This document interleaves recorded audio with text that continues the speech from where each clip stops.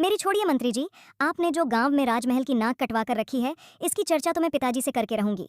आप यहाँ अपना जेब भरने के लिए भोले भाले गांव वालों से पैसे ले रहे हो और उनकी फरियाद तक महाराज तक नहीं पहुंचा रहे हो। और वहाँ महाराज सोच रहे हैं राज्य में सब सुखी है, किसी को कोई परेशानी नहीं है। उन बेचारों को तो पता भी नहीं उनका मंत्री क्या गुल खिला रहा है।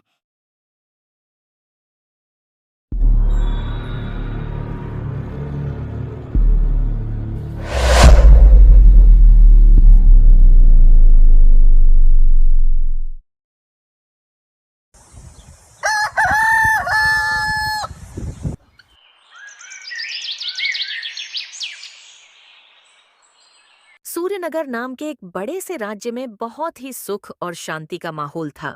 यहाँ के लोग मेहनती और खुशमिजाज स्वभाव के थे। यहाँ के राजा अर्जुन सिंह बहुत ही दयालु और न्यायप्रिय शासक हैं। उनके द्वारा बनाए गए कानून और नीतियाँ हमेशा समाज की भलाई के लिए होती हैं। राजा अर्जुन सिंह की एक बेटी थी जिसका नाम मीरा था, जो अब कुछ ही दिनों में सूर्यनगर की रानी बनने वाली थी। अर्जुन सिंह तो मीरा को सूर्यनगर की रानी बनाने के लिए तैयार थे, पर मीरा अभी भी रानी बनने के लिए तैयार नहीं थी। उसमें अभी भी वो हिम्मत नहीं जाग पाई थी जिससे वो सूर्यनगर के लिए कोई फैसला ले पाए।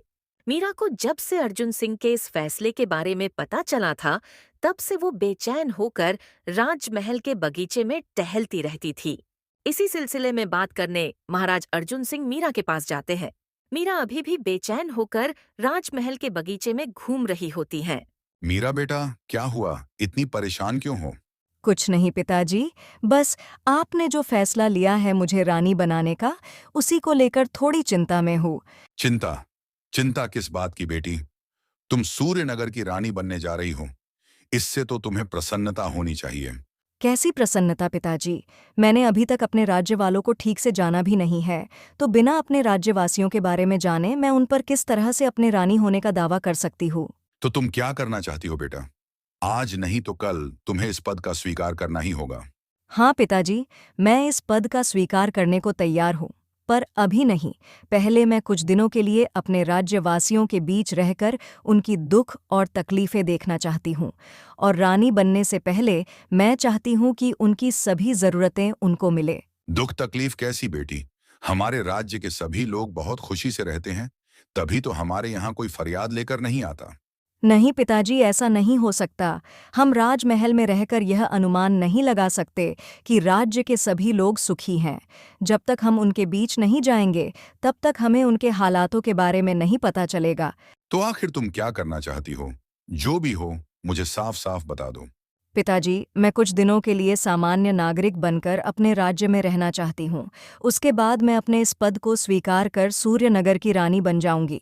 ठीक है बेटी, जैसा तुमको सही लगे, पर तुम अपने साथ कुछ सैनिकों को भी ले जाना, ताकि तुम पर कोई मुसीबत आए तो वो संभाल लें। नहीं पिताजी, मैं अकेले जाना चाहती हूँ, और आप मेरी फिक्र मत करिए।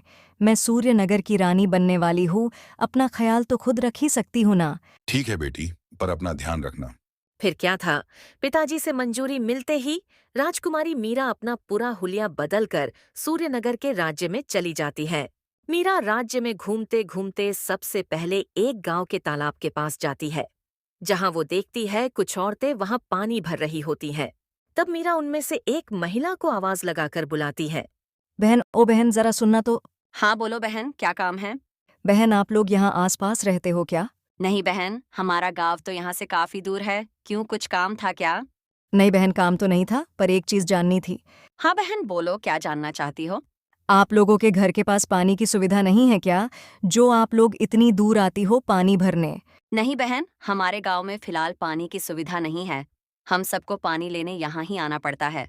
तो आप लोग अपने राज्य के राजा को इस बारे में क्यों नहीं बताते? शायद वो आप लोगों की कुछ मदद कर सके।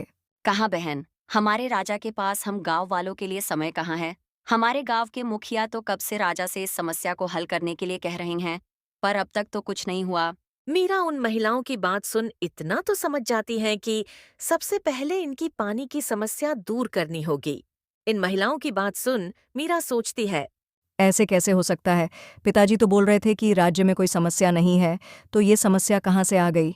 मुझे इस बारे में पता लगाना होगा। धन्यवाद बहन, क्या आप मेरी एक छोटी सी मदद और कर सकती हो? हाँ बहन बोलो ना, क्या करना है? बहन, मैं इस राज्य में नई नई आई हूँ। पहले मैं पास वाले इंद्रपुर राज्य में रहती थी, पर वहाँ भी पानी की बहुत समस्या थी और इसी कारण मैं वो राज्य छोड़ नए जगह की तलाश कर रही हूँ। क्या आप मुझे अपने गांव के मुखिया से मिला सकती हो ताकि मैं उनकी सहमति लेकर इस गांव में रह सकूं? ठीक है बहन, आप चलिए मेरे साथ, मैं आपको उनसे मिलवा देती हूँ। मीरा उस महिला के पीछे पीछे गांव के मुखिया के पास पहुंच जाती है। बहन, यही रहते हैं मुखिया जी, आप उनसे बात कर लीजिएगा, मैं चलती हूँ। अच्छा ठीक है बहन, आपका बहुत बहुत धन्यवाद। मीरा को मुखिया के घर के सामने छोड़ वो महिला वहां से चली जाती है और मीरा मुखिया जी को आवाज लगाती है। मुखिया काका, ओ मुखिया काका, क्या आप घर पर हो? मीरा की आवाज सुन मुखिया बाहर आता है। हाँ बोलो बेटा, क्या हुआ? कुछ काम था क्या? हाँ काका, मेरा नाम मीरा है। मैं पास वाले राज्य से आई हूँ। वहाँ पानी की बहुत समस्या है। पानी लाने मुझे अपने घर से काफ़ी दूर जाना पड़ता है और मेरे साथ मेरी बूढ़ी माँ रहती है, जिनकी तबीयत बहुत खराब है। जब मैं पानी लाने जाती हूँ तो उनका ध्यान रखने के लिए कोई नहीं होता। इसलिए मैं यहाँ आई हूँ ताकि मुझे आपके गाँव में रहने की जगह और इजाज़त मिल जाए। मुखिया मीरा की बात सुन थोड़ी सोच में पड़ जाता है। अब इस बच्ची को मैं यहाँ रहने कैसे बोलूं? हमारे गांव की भी तो यही समस्या है। बेटा, मैं तुम्हें यहाँ रहने की जगह और इजाजत दोनों दिला दूं। पर बेटी, हमारे गांव की भी यही समस्या है। हमारे गांव से भी पानी लाने गांव के बाहर वाले तालाब पर जाना पड़ता है। पर मुखिया काका, मैंने तो सुना था इस राज्य में कोई समस्या नहीं है। इस राज्य के राजा इस राज्य के सभी गांवों का बराबर ध्यान रखते हैं और इस राज्य में सब हंसी खुशी से रहते हैं। देखो बेटी, मैं तुम्हें झूठा दिलासा नहीं देना चाहता हूं, पर ये बातें सिर्फ बनाई गई हैं। हमारे राजा का तो पता नहीं, पर राजमहल के मंत्री और सिपाही सब चोर और कपटी स्वभाव के हैं। क्यों काका, ऐसा क्या करते हैं राजमहल के मंत्री और सिपाही? मैं कितनी बार पानी की समस्या को लेकर राजमहल गया हूं, पर वो सिपाही और मंत्री मुझे हर बार अंदर जाने से मना कर देते हैं। और जब मैं उनको अपनी समस्या बताता हूं, तो कुछ पैसे लेकर कहते हैं, तुम चले जाओ, हम तुम्हारी समस्या महाराज को बता देंगे। तो क्या हुआ, अब तक महाराज ने कुछ किया नहीं इस समस्या के लिए? नहीं बेटी, तुम शायद समझी ही नहीं। वो मंत्री हमसे सिर्फ पैसे लेने के लिए ऐसा कहता है, पर वो महाराज तक हमारी समस्या पहुंचाता ही नहीं है। क्योंकि मैं इस पानी की समस्या को लेकर राजमहल अब तक 10 बार जा चुका हूं, पर अब तक कुछ नहीं हुआ। अब तो मैंने राजमहल जाना भी छोड़ दिया है। मीरा मुखिया की बातें सुन समझ जाती है कि ये मंत्री गांव वालों के साथ छल कर रहा है और गांव की कोई समस्या महाराज तक नहीं पहुंचा रहा है, और इसलिए महाराज सोच रहे हैं कि गांव में कोई समस्या नहीं है और गांव में सब खुशी से रह रहे हैं। ठीक है काका, आप मुझे रहने की कोई जगह तो बता दो। बाकी इस बार मैं खुद महाराज तक इस समस्या को लेकर जाऊंगी और मैं आपसे वादा करती हूँ कि मैं इस पानी की समस्या को दूर करके रहूंगी। ठीक है बेटी, अगर तुमको ऐसा लग रहा है कि तुम्हारे रहते हमारे पानी की समस्या दूर हो जाएंगी, तो तुम हमारे गांव में रह सकती हो और जहां तुमको सही लगे अपने लिए गांव के मिस्त्री से कहकर रहने लायक घर बनवा लो। ठीक है मुखिया काका, आपका बहुत बहुत धन्यवाद। इस तरह मीरा को अपने राज्य के गांव में पहली समस्या मिल चुकी थी। अब मीरा ने सोचा, चलो, गांव में आने का कुछ फायदा तो हुआ। गांव की पहली समस्या मिल चुकी है। अब कुछ दिन और यहाँ रहकर यहाँ की और समस्याएं ढूंढती हूँ। फिर पिताजी से मिल इन सब समस्याओं के बारे में बात करूंगी। मीरा मुखिया का धन्यवाद कर वहां से चली जाती है। मीरा ने अपने लिए गांव के पास से बहने वाले नदी के पास एक छोटी से झोपड़ी बनवा ली थी। मीरा अगले दिन फिर से गांव की सैर पर निकलती है ताकि गांव में चल रही और समस्याएं ढूंढ सके। मीरा चलते चलते एक मैदान के पास पहुंचती है जहां वो देखती है कि कुछ बच्चे खेल रहे होते हैं। मीरा फौरन उन बच्चों के पास पहुंच जाती है और उनमें से एक बच्चे को आवाज लगाती है। बच्चा, जरा यहाँ आना तो। उन बच्चों में से एक लड़का, जिसका नाम सोनू था, वो मीरा के पास आता है। बोलिए दीदी, क्या हुआ? कुछ काम है क्या? हाँ बेटा, काम तो है, पर उससे पहले तुम अपना नाम बताओ। दीदी, मेरा नाम सोनू है। सोनू बेटा, तुम कौन सी कक्षा में पढ़ते हो?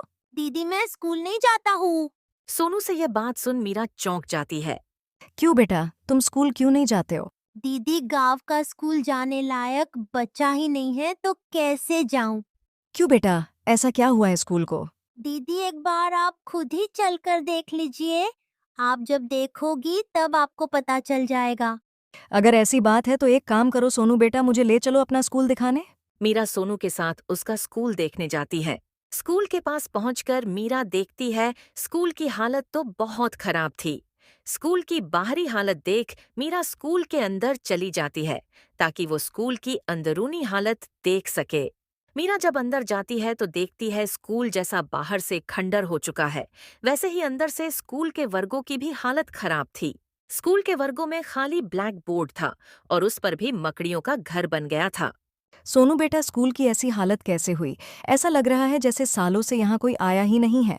हाँ दीदी, सही कहा आपने। 2-3 साल से स्कूल बंद हो चुका है, तब से यहाँ कोई नहीं आया। बेटा, क्या तुम मेरी एक और मदद कर सकते हो? हाँ दीदी, बोलिए क्या करना है। बेटा, मुझे अपने स्कूल के हेडमास्टर के घर पर ले चलोगे क्या? मुझे उनसे कुछ बात करनी है। ठीक है, चलिए दीदी, मैं आपको हेडमास्टर जी के घर ले चलता हूँ।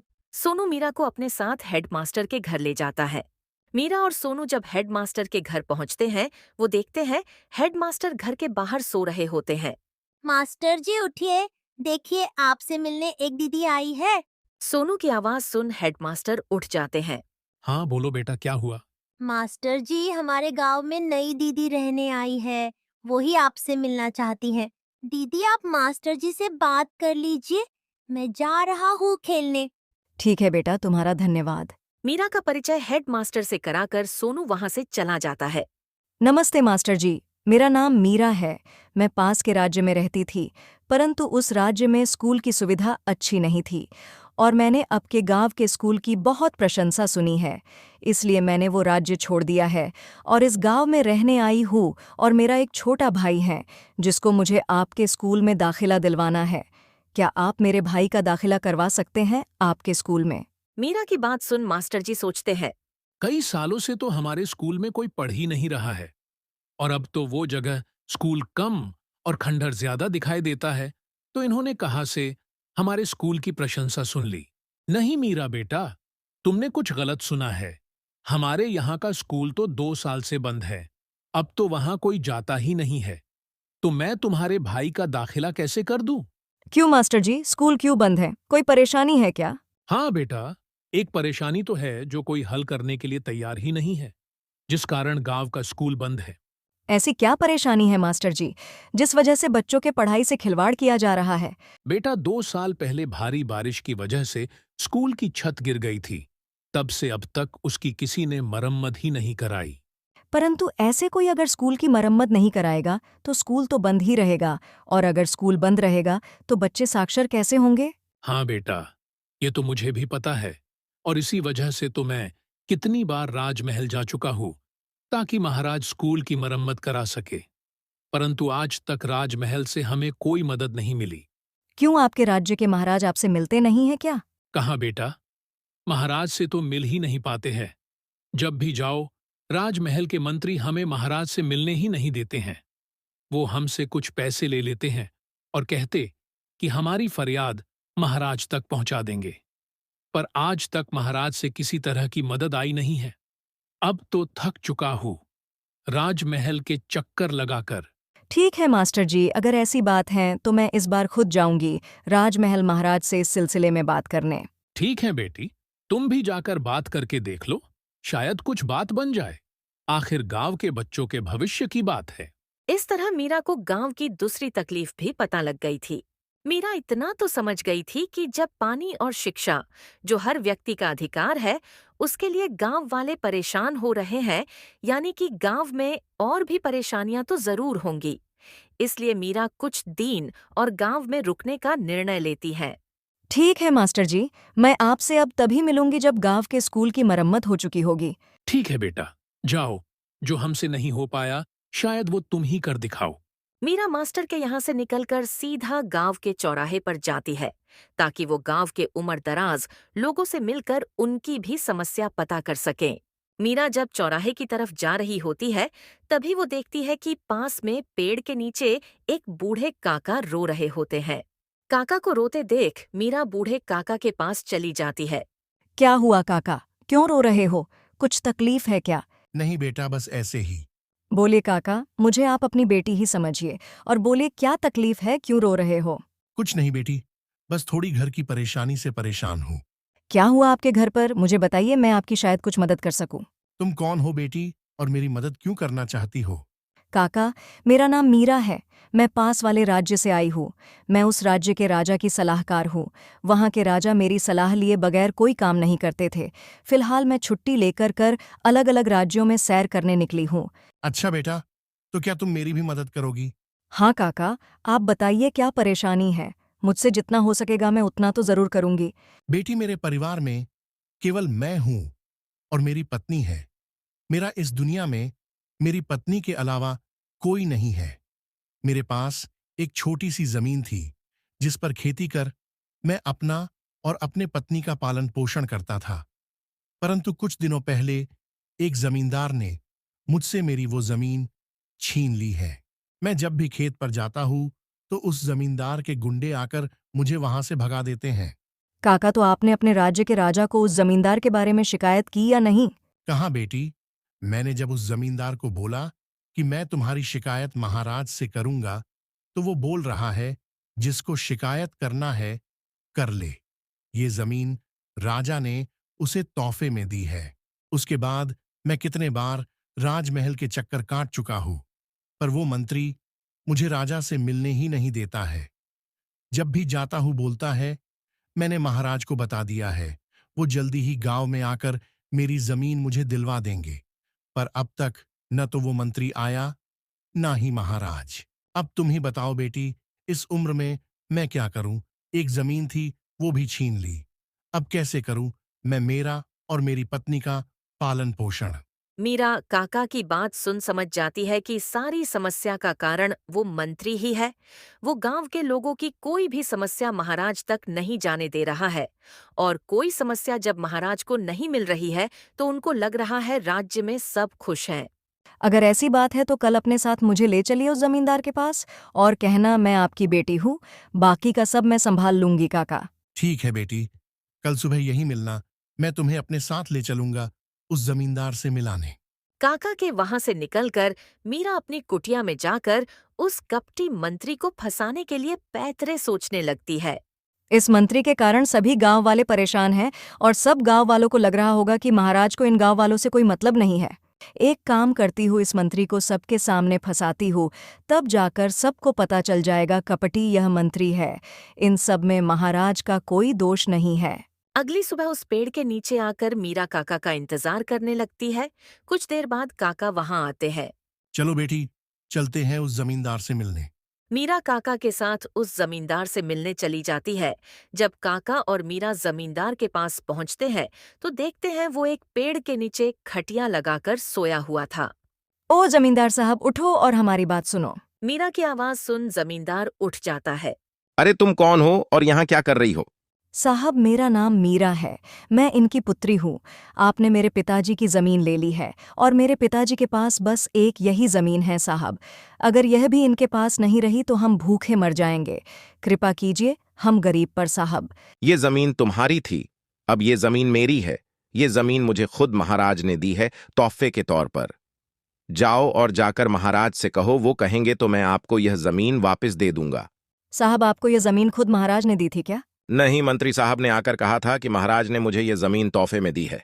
पिताजी, जब मंत्री जी ये ज़मीन इन साहब को तोहफे में दे रहे थे तो क्या उस समय आप वहाँ थे? नहीं बेटी, मुझे तो अगली सुबह जब मैं खेत पर काम करने आया तो पता चला। हाँ तो क्या, मंत्री जी मेरे घर आए थे। साहब, ये ज़मीन आपको महाराज ने तोहफे में दी है, यह हम मानते हैं, परंतु यह ज़मीन जब मंत्री जी आपको दे रहे थे तो उस समय न तो पिताजी वहाँ थे और न मैं, तो हम कैसे मान ले कि सच्ची में महाराज ने आपको ये ज़मीन तोहफे में दी है? एक काम कीजिए साहब, आप मंत्री जी को यहाँ बुला लें और हम सबके सामने ये बोल दें कि यह ज़मीन आपको महाराज ने तोहफे में दी है। अगर आपने इतना कर दिया तो मैं और पिताजी इसके बाद आपको इस ज़मीन के लिए कभी परेशान नहीं करेंगे। मीरा से यह सुन जमींदार सोचता है, ये लड़की भी कितनी पागल है। इसने तो मुझे ऐसा पैंतरा बता दिया जिससे मैं अब किसी की भी जमीन हड़प सकता हूँ। मंत्री को कुछ पैसे देकर कहलवा दूंगा कि वो जमीन महाराज ने दी है। इसे तो मुझे बहुत फायदा होने वाला है। ठीक है, मैं कल मंत्री जी को बुला लूंगा, तुम लोग भी आकर सुन लेना। फिर बाद में मत कहना कि मैं झूठ बोल रहा हूं। ठीक है साहब, हम कल यही आ जाएंगे। मीरा काका को लेकर वहां से चली जाती है। थोड़ी दूर पहुंचकर काका मीरा से कहते हैं, बेटी, तुमने यह क्या कर दिया? अब तो मेरे हाथ से यह जमीन चली जाएगी। अब मैं क्या करूंगा? काका आप चिंता मत कीजिए, मैं हूं ना, मैं सब कुछ संभाल लूंगी। आप बस कल समय से अपने खेत पर पहुंच जाना। ठीक है बेटी, बस किसी तरह मेरी जमीन मुझे वापस दिला दो। मैं जिंदगी भर तुम्हारा कर्जदार रहूंगा। हाँ काका, आप चिंता छोड़ दो और कल सुबह अपने खेत पर मिलना। अगले दिन काका और मीरा दोनों खेत पर जल्दी से पहुंच जाते हैं। काका आप यहीं खड़े रहो और जमींदार और मंत्री जी से बात करना, मैं उस पेड़ के पीछे छुपी रहूंगी। ऐसा क्यों बेटी? तुम चली जाओगी तो मैं क्या बात करूंगा? काका आप केवल किसी तरह मंत्री के मुंह से निकलवा लेना कि यह जमीन जमींदार की है, फिर पीछे से मैं आती हूँ। ठीक है बेटी। मीरा फटाफट जाकर पेड़ के पीछे छुप जाती है और जमींदार और मंत्री के आने का इंतजार करती है। फिर कुछ समय बाद जमींदार और मंत्री वहां आते हैं। नमस्कार मंत्री जी। नमस्कार। और बताओ क्या सुनना चाहते हो तुम मेरे मुंह से? रुकिए मंत्री जी, ये नहीं इसकी बेटी सुनना चाहती है। ओ काका, कहाँ रह गई तुम्हारी बेटी? जल्दी बुला लो, मंत्री जी के पास और भी काम है। अरे जमींदार साहब, मैंने सुना, उसने सुना, एक ही बात है। बोलिए मंत्री जी, ये जमीन किसकी है? देखो काका, यह जमीन महाराज ने इससे प्रसन्न होकर इसे तोहफे में दे दी है। अब से इस जमीन का मालिक ये है। मंत्री जी, रहम कीजिए, मेरे पास इस जमीन के अलावा कुछ नहीं है। मैं मेरे परिवार का पालन पोषण इसी जमीन के जरिए करता हूँ। मेरी जमीन मत छीनिए। देखिए काका, ये मेरा फैसला नहीं है, ये महाराज का फैसला है, इसलिए मैं कुछ नहीं कर सकता। मंत्री के इतना बोलते ही मीरा सामने आती है। क्या कहा मंत्री जी, ये किसका फैसला है? जरा फिर से बोलिए तो। राजकुमारी मीरा को सामने देख मंत्री की सिट्टी पिट्टी गुल हो जाती है। अरे राजकुमारी मीरा, आप यहाँ क्या कर रही हो? मेरी छोड़िए मंत्री जी, आपने जो गांव में राजमहल की नाक कटवा कर रखी है, इसकी चर्चा तो मैं पिताजी से करके रहूंगी। आप यहाँ अपना जेब भरने के लिए भोले भाले गांव वालों से पैसे ले रहे हो और उनकी फरियाद तक महाराज तक नहीं पहुंचा रहे हो। और वहाँ महाराज सोच रहे हैं राज्य में सब सुखी है, किसी को कोई परेशानी नहीं है। उन बेचारों को तो पता भी नहीं उनका मंत्री क्या गुल खिला रहा है। मीरा से ये सारी बातें सुन मंत्री डर जाता है और मीरा के पैरों पर गिर माफी मांगने लगता है। मुझे माफ कर दीजिए राजकुमारी, आइंदा मैं ऐसी गलती नहीं करूंगा। कृपा कीजिए और मुझे माफ कर दीजिए। आप मुझे माफ कर दीजिए मंत्री जी, पर अब आपका फैसला तो पिताजी करेंगे, क्योंकि आप सालों से इन बेचारे गांव वालों को छोटी छोटी सुविधाओं के लिए तरसा रहे हों। ये तो अच्छा हुआ मैंने रानी बनने से पहले इनके बीच आने की सोची, वरना तो मुझे भी वहां बैठे बैठे कुछ पता नहीं चलता क्या चल रहा राज्य में। मीरा फौरन मंत्री को लेकर गांव के चौराहे पर ले जाती है और वहां पर गांव के हेडमास्टर और मुखिया को भी बुला लेती है। देखिए मुखिया जी, ये है मंत्री जो आप सबको इस धोखे में रख रहा था कि महाराज कुछ न कुछ करेंगे, पर ये कपटी व्यक्ति सिर्फ आप लोगों से पैसे ले रहा था, पर इसने आज तक आप लोगों की एक भी फरियाद महाराज तक नहीं पहुंचाई।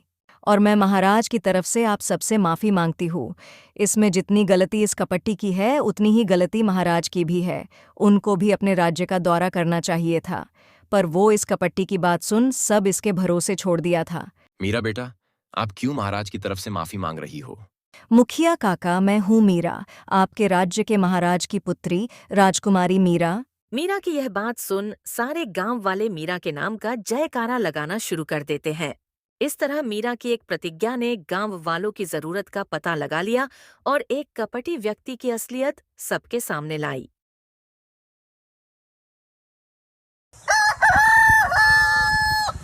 कई सालों पहले की बात है। जूनागढ़ नाम का एक छोटा सा गांव था। जूनागढ़ में राम और श्याम दो भाई रहते थे। राम का कुछ समय पहले एक छोटा सा एक्सीडेंट हुआ था, जिस कारण वो अपने टांगों से चल नहीं पा रहा था। राम बस ज्यादातर चारपाई पर बैठा या लेटा रहता था। गर्मियों के दिन चल रहे थे। राम घर के आंगन में बिस्तर पर बैठा हुआ था। श्याम राम के खाने के लिए आम की टोकरी लाता है। भैया, ये लीजिए, मैं आपके लिए बहुत सारे आम लेकर आया हूँ। अरे वाह श्याम, तुम्हें पता है मैं अभी यही सोच रहा था कि कहीं से आम खाने को मिल जाते। इस मौसम में आम खाने में तो बड़ा मजा आता है। आओ बैठो मेरे पास, तुम भी साथ खाओ। राम और श्याम अभी आम खाना शुरू ही करने वाले थे कि तभी वहां श्याम का मित्र भोला आ जाता है। अरे शामू, आम खा रहा है तू? मुझको भी देना। आजा बैठ, आज ही लाया हूँ बाजार से। तू जानता है मुझे तुझसे तेरी एक चीज चाहिए जिसकी मुझे बहुत जरूरत है। हाँ, मैं जानता हूं तुझे किस चीज की जरूरत है। मेरे दिमाग की। पागल है तू? इतने सारे भूसे का मैं क्या करूंगा? खाली भूसे में आग लग गई तो मेरी तो जिंदगी बर्बाद हो जाएगी। मुझे तो तेरी हाइट चाहिए। कितना लंबा है भाई तू? भोला मेरे हाइट का मजाक उड़ाएगा, तू पिटेगा अब तो। अरे भाई, बस मजाक कर रहा था। अच्छा चल, माफ कर दे। और ये शामू शामू क्या है? श्याम नाम है मेरा। शामू मत बोला मुझे। तो क्या बोलूं मैं तुझे? बड़ा हूं ना तुझसे, भैया बोल मुझे। अच्छा भैया, मुझे 2 आम दो ना। पक्का तुझे आज से शामू नहीं बोलूंगा। सच बोल रहा है ना? अब देख तू खुद ही भरोसा नहीं कर रहा। अच्छा ठीक है, ये ले चल खा ले। भोला ने आम पकड़े और दोनों भाइयों से थोड़ा दूर गया और जोर जोर से कहने लगा, शामू शामू शामू। रुक तेरी तो, अभी तुझे दिखाता हूं। श्याम, जाने देना, छोटा है वो। तू भी ना बच्चों जैसी हरकतें करता है। अच्छा चल छोड़ इसे। कल गुरुजी आने वाले हैं, सारी तैयारियां कर देना, ठीक है ना? जी भैया, आप बिल्कुल चिंता मत करिए, मैं सब तैयारी कर दूंगा। अगले दिन शाम को गुरुजी राम श्याम के घर पहुंच गए। उस दौरान श्याम घर के आंगन में झाड़ू मार रहा था। गुरुजी आ गए आप, आइए। यात्रा कैसी रही आपकी गुरुजी? बहुत बढ़िया, सब ठीक था श्याम। और क्या बात है, राम नहीं दिख रहा? गुरुजी भैया अंदर है, आप भी अंदर चलिए। अरे राम, कैसे हो बेटा? मैं ठीक हूं गुरुजी। तू तो बड़ा मोटा हो गया है राम। हाँ गुरुजी, जब से एक्सीडेंट हुआ है तब से इधर उधर जा नहीं पाता हूं। अब क्या करूं? राम बेटा, हर बीमारी की जड़ है मोटापा। ये ना खुद के लिए अच्छा है ना दूसरों के लिए। दूसरों के लिए? मैं कुछ समझा नहीं गुरुजी। बेटा, जिस दिन भगवान का बुलावा आएगा उस दिन तो खुद की टांगों पर जा नहीं पाओगे। अब भला क्यों दूसरों की टांगों को तुड़वाना? गुरुजी राम श्याम से बातें कर ही रहे थे कि तभी बाहर से आवाज आई। श्याम, ओ श्याम, घर पे हो या नहीं? शीतल दीदी की आवाज सुनकर श्याम बाहर आता है। श्याम, ये ले खीर प्रसाद है, सब लोग मिलकर खा लेना। वाह दीदी, सही समय पर आई हो। आज हमारे घर में गुरुजी आए हैं। गुरुजी? कौन गुरुजी? वो हमारे माँ बाप की तरह है दीदी, उन्होंने हमें पाला है। वो बहुत ही ज्ञानी पुरुष हैं। वो हर किसी की मदद करते हैं, उनके पास हर मुसीबत का हल होता है। उन्हें भी खिलाना खीर, ठीक है? और सुन, मुझे भी मिलना है उनसे, मिलवा देगा? क्यों नहीं दीदी, आप कल आना। आज वो थक गए हैं, बहुत दूर से आए ना इसलिए। चल ठीक है, मैं कल आती हूँ शाम को। ठीक है दीदी। शीतल जब अपने घर की तरफ जा रही थीं, तभी उसे उसकी पड़ोसी लीला दिखी। कहाँ से आ रही हो शीतल? अरे कहीं नहीं दीदी, बस श्याम के घर प्रसाद देने गई थी, थोड़ा आपके घर भी भिजवा दिया है, खा लेना। अरे शीतल, मेरी सास ने छोड़ा होगा तब खाऊंगी ना। दीदी, क्या आपको पता है श्याम भैया के घर उनके कोई गुरुजी आए हैं? श्याम तो उनकी बहुत तारीफ कर रहा था, उन्होंने ही इन दोनों को पाला है। क्या आप कल चलोगी उनसे मिलने? ठीक है, सुन जब जाएगी ना मुझे आवाज दे देना, मैं भी आ जाऊंगी। ठीक है दीदी, अब मैं चलती हूँ। शीतल और लीला दोनों अपने अपने घर चली जाती हैं। इस तरह दिन ढल जाता है और रात के वक्त गुरुजी और राम खाना खाने के लिए बैठते हैं और श्याम दोनों के लिए खाना परोसता है। वाह शामू, तू तो बहुत बढ़िया खाना बनाना सीख गया है। धन्यवाद गुरुजी। आ श्याम, तू भी बैठ जा खाना खाने। तीनों मिलकर खाना खाते हैं। गुरुजी आप यहाँ सो जाइए। अगले दिन सुबह सुबह लीला दीदी, ओ लीला दीदी, चलो। हाँ शीतल, आई बस 2 मिनट रुकना। और कितनी देर करोगी दीदी, चलो जल्दी। तुमको तो पता है ना घर का कितना काम होता है। हाँ वो तो है, चलो अब जल्दी। शीतल और लीला दोनों श्याम के घर पहुंच जाते हैं। श्याम, अरे ओ श्याम। आया दीदी। देख श्याम, मैं लीला दीदी को भी लाई हूँ अपने साथ। दीदी आइए ना, अंदर आइए। गुरुजी, ये आपसे मिलने आए हैं। ये हमारे पड़ोस में ही रहती है। आओ बेटी, क्या बात है? प्रणाम गुरुजी, मेरा नाम शीतल है। श्याम ने मुझे बताया कि आप लोगों की परेशानियों को सुलझाते हैं। मेरे पति हर शाम शराब पीकर आते हैं, इस वजह से हमारी लड़ाई भी होती है। वो कहते हैं, मैं छोड़ना तो चाहता हूँ पर छूट नहीं पा रही है। आप ही बताइए ना कि ऐसा क्या करूं जिससे वो ये आदत छोड़ दें। तुम्हारा पति खाना कितने बजे खाता है दोपहर में? 2 बजे गुरुजी। अब उसे 2 डब्बे खाने को देना। एक वो 2 बजे खाएगा और दूसरा तब जब उसका काम खत्म हो जाएगा, उससे थोड़ी देर पहले। उस डिब्बे में तुम मिठाइयाँ फल डाल देना और ऊपर से ये छिड़क देना, ठीक है? जी गुरुजी। गुरुजी, मेरा नाम लीला है। मेरी सास ने मेरा जीना हराम करके रखा हुआ है। वो कभी सीधे मुंह बात ही नहीं करती। मैं तो दुखी हो गई हूं इस रोज रोज के तमाशे से। ये लो बेटी, इसे अपनी सास के खाने में डाल देना। तुम्हें कल सुबह से ही असर दिखना शुरू हो जाएगा। धन्यवाद गुरुजी, अब मैं चलती हूँ। गुरुजी, मैं भी चलती हूँ। क्या गुरुजी सच में वो ठीक हो जाएंगे? क्यों नहीं, तुम खुद ही देख लेना। क्यों राम?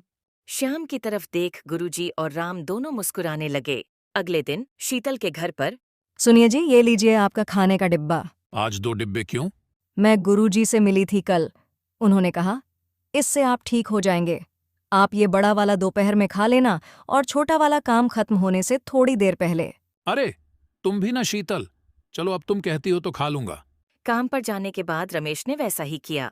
पहले दोपहर में बड़ा वाला डिब्बा खत्म किया और शाम को दूसरा वाला डिब्बा। काम खत्म होने के बाद वह सीधा घर चला आया। आज आप इतनी जल्दी आ गए? रमेश को इतना जल्दी घर पर देख शीतल अपने मन ही मन में सोचती हूँ। आज तो इन्होंने शराब भी नहीं पी है। लगता है गुरुजी का टोटका काम कर गया। अच्छा सुनो, खाना लगा दो। रुकिए, मैं कुछ बना देती हूँ। ठीक है। शीतल खाना बनाने में लग गई। जैसे ही वो रमेश के पास गई, उसने देखा रमेश सोया हुआ है। लगता है काफी थक गए हैं, इन्हें सोने देती हूँ। उसी दिन लीला के घर पर सुन बहू, इधर आइयो, जरा वो सामान देना मुझे।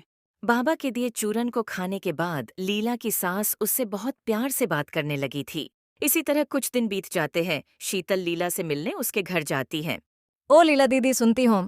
हाँ हाँ शीतल, आ रही हूँ, बस कुछ देर रुकना। तुमको पता है दीदी, कमाल ही हो गया। इन्होंने कुछ दिनों से न शराब पी है न मुझसे लड़ाई की। हाँ शीतल, मेरी भी सास मुझसे प्यार से बात कर रही है। पहले तो सीधे मुंह बात तक नहीं करती थी, पर अब तो पूरी बदल गई है। धीरे धीरे ये बातें पूरे गांव में फैल गईं और एक दिन उस गांव की ठकुराइन गुरुजी से मिलने उनके पास गई। ठकुराइन जी, आप यहाँ कैसे? सब ठीक तो है? मुझे गुरुजी के बारे में पता चला और ये भी कि कैसे उन्होंने लोगों की दिक्कतों को ठीक किया, इसलिए मेरे मन में भी उनसे मिलने की इच्छा जाग गई। कहाँ हैं गुरुजी? उन्हें बुलाइए। रुकिए ठकुराइन, बुलाता हूँ उन्हें। क्या हुआ बेटी? बाबा जी, क्या आप मेरी समस्या सुलझा देंगे?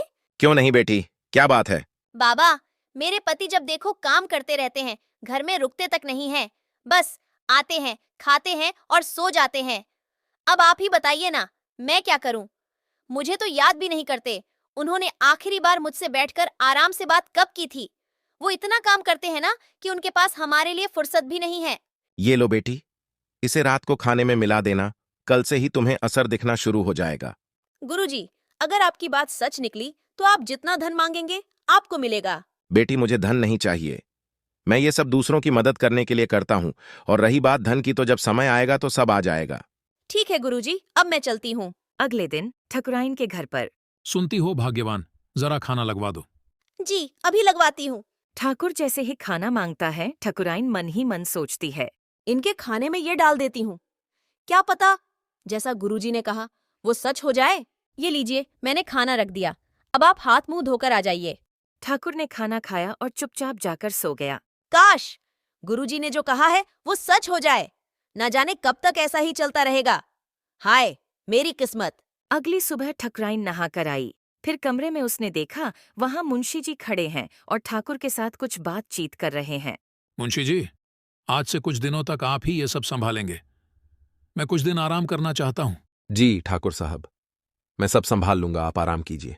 सुनिए जी, आप आज गए नहीं? मैं सोच रहा हूँ कुछ दिन घर पर आराम करूँ। आप सही सोच रहे हैं, आप घर पर आराम करिए। जब देखो आप काम करते रहते हो। तुम मेरा कितना ध्यान रखती हो, मैं ये देखकर बहुत खुश हूँ। हे प्रभु, गुरुजी की जय हो। आज कितने दिनों बाद मन को सुकून मिल रहा है। सुनिए जी, मैं चाहती हूँ कि गांव में ना एक गुरुजी आए हुए हैं। वो बहुत ही अच्छे इंसान हैं, एकदम नेक इंसान हैं और ज्ञानी भी। मैं चाहती हूँ कि हम उन्हें हमारे घर बुलाएं और साथ में गांव के सारे लोगों को भी बुलाएं, ताकि गुरुजी से मिलने का मौका सभी को मिल सके। जैसे तुम्हारी मर्जी भाग्यवान, तुम्हारा मन है तो बिल्कुल बुलाओ। मैं आज ही जाकर गुरुजी को यहाँ आने का आमंत्रण देती हूँ। ठीक है भाग्यवान। इसके बाद ठकुराइन कुछ लोगों को लेकर अपने साथ श्याम के घर पहुंची। श्याम, ओ श्याम, घर पर हो क्या? आया ठकुराइन। श्याम, गुरुजी घर पर है क्या? हाँ ठकुराइन, गुरुजी अंदर बैठे हुए हैं भैया के साथ, आप आइए। आपका बहुत बहुत धन्यवाद गुरुजी। क्या हुआ बेटी, सब ठीक है ना? हाँ गुरुजी, जैसा आपने कहा था वैसा ही हुआ। मैं तो बहुत खुश हूँ, मानो मन को सुकून सा मिल गया हो। मैंने घर पर एक आयोजन रखा है, आप कृपा करके वहाँ जरूर आइएगा। ठीक है बेटी, हम जरूर आएंगे। सुबह सुबह समारोह के दिन सभी ठकुराइन के घर पहुंचे। आइए गुरुजी, आप यहाँ बैठ जाइए। आपको कुछ भी चाहिए हो उन्हें बता दीजिएगा, ये हर वक्त आपकी सेवा में रहेंगे। ये क्या बेटी, प्रसाद खुला क्यों छोड़ा है? ये लो, इस कपड़े से ढक दो, ऐसे नहीं छोड़ते खाने को। जी गुरुजी। इसके बाद गुरुजी ने काफी लोगों की मुसीबतों को सुना और उन्हें उपाय भी बताए। इसके बाद गुरुजी ने सब जगह गंगा जल छिड़का और सबको प्रसाद बांट दिया। सब ने प्रसाद खाया और अपने अपने घर चले गए। उसी शाम को एक बांसुरी की आवाज पूरे गांव में फैल गई। भोला की छोटी बकरी उस आवाज की तरफ चलने लगी। भोला ने जब यह देखा तो वो उसके पास गया और उसे रुकाने की कोशिश की, पर बकरी नहीं रुकी। भोला ने उसे रोकने की बहुत कोशिश की, लेकिन बकरी के ऊपर उसका कोई असर नहीं हुआ। भोला ने मन ही मन सोचा। पता लगाना पड़ेगा कि ये सब क्या चल रहा है। भोला भी आवाज का पीछा करने लगा। भोला ने देखा कि एक मैदान में सारे लोग बेसुध होकर अपने घर का कीमती सामान लिए एक पेड़ के पास खड़े थे। भोला ने देखा कि एक व्यक्ति जिसका मुंह ढका हुआ था, उन सब के बीच खड़ा था। उसको देख भोला ने जोर से चिल्लाया। छोड़ दो इन सबको, तुम इनके साथ ये सब क्यों कर रहे हो? अच्छा, ये रह गया था। सब मिलकर पकड़ो इसे भी। जैसे ही वो लोग भोला की तरफ आए, भोला के पास कुछ घंटियां पड़ी थीं। भोला ने तुरंत घंटियां बजाई और अचानक सभी लोग होश में आ गए। ये सब क्या हो रहा है? हम सब यहाँ कैसे आ गए? पिताजी, ये आदमी चोर है, इसे आप सब तुरंत पकड़ लो। सब ने उस व्यक्ति को घेर लिया और भोला के पिताजी ने उस चोर के मुंह से कपड़ा हटाया। राम, तुम खड़े हो सकते हो? अरे वाह, चमत्कार हो गया।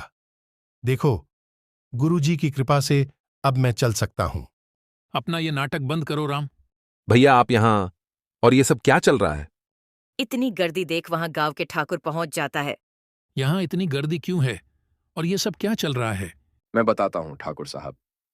इन्होंने हमें अपने वश में कर लिया था। उसी का नतीजा है कि सब यहाँ खड़े हैं। ये हमें लूट रहे थे। इन्होंने हमारा धन उस गाड़ी में रखा है। लोगों का गुस्सा देख राम गुरुजी को भी बुला लेता है, जो पेड़ के पीछे छुपे थे। गुरुजी को भी इस सब में शामिल देख ठाकुर कहता है। ये सब क्यों किया आपने गुरुजी? लोग तो आप दोनों की कितनी इज्जत करते थे। अब चलो बताओ, दोनों ने ये सब क्यों किया? दोनों चुप थे। ठाकुर के एक आदमी ने राम के पैर पर लाठी मारी तो राम बोल पड़ा। मैंने और गुरुजी ने मिलकर ये योजना बनाई थी। हमने प्रसाद के ऊपर जब गंगा जल छिड़का, उस समय गुरुजी ने अपनी बनाई दवाई प्रसाद में मिला दी, जिसे खाने के बाद जैसे ही हमने बांसुरी बजाई, आप हमारे वश में हो गए। मैं कोई साधु नहीं हूं, मैं एक वैद्य हूं। मैं अपनी दवाइयों से लोगों की समस्या सुलझाता हूं। भैया, मैं सोचता था कि मैं हमेशा आपका ख्याल रखूंगा और कभी आपको अकेला नहीं छोड़ूंगा, लेकिन आज जो मैंने देखा, मुझे नहीं लगता कि इसके बाद मैं आप पर विश्वास कर पाऊंगा। मैं तुझे एक अच्छी जिंदगी देना चाहता था, इसलिए मैंने ये सब किया। श्याम, मुझे माफ कर दे भाई। मुझसे बात मत करिए भैया। लेकिन आपने मेरे पति की पीने की आदत कैसे छुड़वाई? मैं समझ गया था कि तुम्हारा पति शराब छोड़ना तो चाहता है, लेकिन छोड़ नहीं पा रहा। इसलिए मैंने उसे थकान वाली दवाई दी, जिसे खाने से उसे काम के बाद थकान लगने लग जाती और वो सीधा घर आता और सो जाता, जिससे उसके पीने की आदत छूट गई। और आपने मेरी सास को कैसे सुधारा? बेटी, दवाइयों के उपचार और थोड़ी सी बुद्धि का इस्तेमाल करके मैंने सबकी समस्याओं का समाधान किया है। आपने हम सब की मदद की थी, फिर भी ऐसा क्यों किया? मजबूरी थी ठाकुर जी। हम एक अनाथ आश्रम चलाते हैं। वहां कई ऐसे बच्चे हैं जो अनाथ हैं और दिव्यांग हैं। उनके जीवन को बदलने के लिए हम ये सब करते हैं ताकि उन्हें बेहतर जिंदगी दे सकें। कुछ दिनों से आश्रम में दान दक्षिणा ना के बराबर थी, इसलिए हमें ये कदम उठाना पड़ा। इतना नीच काम करते हो और इस तरह के काम में शामिल होते हो, तुम्हारी सजा ये है कि तुम वो आश्रम जिंदगी भर ईमानदारी से चलाओगे और हमेशा उन बच्चों का ख्याल रखोगे, और उनकी देखभाल के खर्च में होने वाला धन हमारी तरफ से आएगा। आप हमारी मदद क्यों कर रहे हैं? क्योंकि तुम एक इंसान हो। तुम्हारा केवल रास्ता गलत है, लेकिन इरादा गलत नहीं था। इतना तो हम कर ही सकते हैं। आपका बहुत बहुत धन्यवाद। आप लोग राम को भी छोड़ दीजिए, वो एक अच्छा इंसान है। श्याम, तेरे भाई ने हमेशा तेरा भला ही चाहा है। उसके साथ ऐसा मत कर। तू माफ कर दे अपने भाई को। उसने जिंदगी भर जो भी किया सिर्फ तेरे लिए किया, जबकि वो तेरा सगा भाई भी नहीं है। लेकिन मुझे जानना है भोला बेटा, ये सब होश में कैसे आए और तुम कैसे होश में रह गए? क्योंकि मैंने लड्डू खाया नहीं था। मेरा लड्डू मेरी बकरी ने खा लिया था, और जब मैंने देखा कि मेरी बकरी उस आवाज का पीछा कर रही थी, परंतु दूसरी बकरियों की घंटियों की आवाज से वो भी होश में आ गई थी, इसलिए मैंने सारी बकरियों के गले से घंटियां निकाल दी और अपने साथ यहाँ ले आया, और उनकी आवाजों से अब सभी ठीक हो गए। क्या बात है भोला, तुम तो काफी बुद्धिमान हो। हाँ, वो तो मैं हूँ गुरुजी। मुझे माफ कर दीजिए ठाकुर साहब, मैंने आपको वो दवाई खिलाई। कोई बात नहीं, इस वजह से मुझे कुछ दिनों का आराम तो मिला। आप ही तो कहते हैं, जो होता है अच्छे के लिए होता है। इस बहादुरी के लिए मैं भोला को एक पुरस्कार जरूर दूंगा। इसके बाद से गुरुजी और राम उस अनाथ आश्रम को सही ढंग से चलाने लगे और एक अच्छी जिंदगी बिताने लगे। दोस्तों, इस कहानी से हमें यह सीख मिलती है कि हम कितनी भी मुसीबत में क्यों ना हो, हमें गलत रास्ता कभी नहीं लेना चाहिए। तो दोस्तों, इस प्रकार की और शानदार कहानी देखने के लिए चैनल को जरूर से सब्सक्राइब कीजिएगा।